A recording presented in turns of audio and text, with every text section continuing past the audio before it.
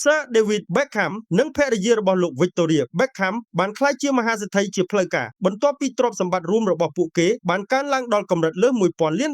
ជោគជ័យនេះកើតចេញពីការវិនិយោគដ៏ឆ្លាតវៃនិងការគ្រប់គ្រងអាជីវកម្មប្រកបដោយប្រសិទ្ធភាពក្រោយចូលនិវត្តន៍ពីបាល់ទាត់ Sir David Beckham បានពង្រីកអាជីវកម្មលើវិស័យកីឡាម៉ូដនិងការផ្សព្វផ្សាយម៉ាកល្បីៗចំណែកលោកស្រី Victoria Beckham ក៏ទទួលបានជោគជ័យក្នុងវិស័យម៉ូដតាមរយៈម៉ាកសម្លៀកបំពាក់និងផលិតផលប្រណិតផ្ទាល់ខ្លួនការរួមបញ្ចូលប្រាក់ចំណូលពីអាជីវកម្មការវិនិយោគនិងកិច្ចសហការជាមួយក្រុមហ៊ុនអន្តរជាតិបានធ្វើឲ្យទ្រព្យសម្បត្តិរបស់ពួកគេកើនឡើងជាបន្តបន្ទាប់គូស្វាមីភរិយានេះត្រូវបានគេចាត់ទុកថាជាគូស្នេហ៍ដ៏មានឥទ្ធិពលបំផុតមួយក្នុងវិស័យកីឡានិងកម្សាន្តពិភពលោក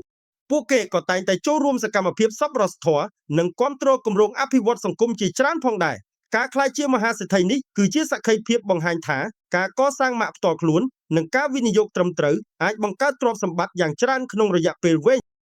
ជោគជ័យរបស់ Sir David Beckham និងលោកស្រី Victoria Beckham បានក្លាយជាការបំផុសគំនិតដល់មនុស្សជាច្រើនឲ្យហ៊ានស្រមៃធ្វើការខិតខំប្រឹងប្រែងនិងបង្កើតឱកាសថ្មីៗសម្រាប់អនាគត